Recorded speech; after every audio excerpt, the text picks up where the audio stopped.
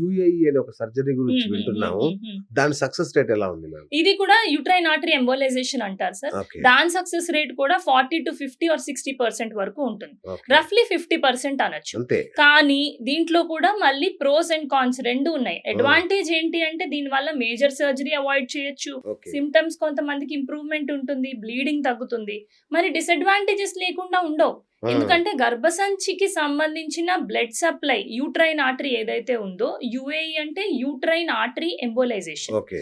Uterus అంటే గర్భసంచి, artery అంటే దానికి వెళ్ళే బ్లడ్ సప్లైని, ఎంబోలైజేషన్ అంటే ఒక చిన్న గోళీ లాంటి దాన్ని లోపలేసి ఆ బ్లడ్ సప్లైని ఆపేస్తున్నాం.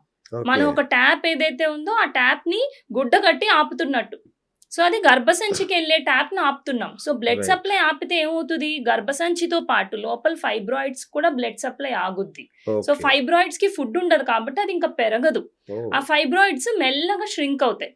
కొన్ని ష్రింక్ అవుతాయి, కొన్ని ఫైబ్రాయిడ్స్ ఎస్పెషల్లీ లోపల క్యావిటీకి లైనింగ్ దగ్గరలో ఉన్నవి ష్రింక్ అవ్వడంతో పాటు కొద్దిగా నెక్రోసిస్ అయిపోతాయి. Okay. నెక్రోసిస్ అంటే కుళ్ళిపోయినట్టుగా, డ్యామేజ్ అయిపోయినట్టుగా అయిపోయి ఆ ఫైబ్రాయిడ్ ఏదైతే నెక్రోసిస్ అయిందో అవి చిన్న చిన్న ముక్కల్లాగా పడడం, ఓకే. డిశ్చార్జ్ లాగా రావడం, అవి పడేటప్పుడు పెయిన్ రావడం. ఈ ఎంబోలైజేషన్ చేశాక ఒక 2-3 వారాలు కొద్దిగా ఫీవర్ లాంటి సిమ్టమ్స్, కడుపులో సివియర్ పెయిన్. ఎందుకంటే మనకి హార్ట్ కి బ్లడ్ సప్లై తగ్గితే యాంజైనా అంటాం, హార్ట్ అటాక్ అంటాం.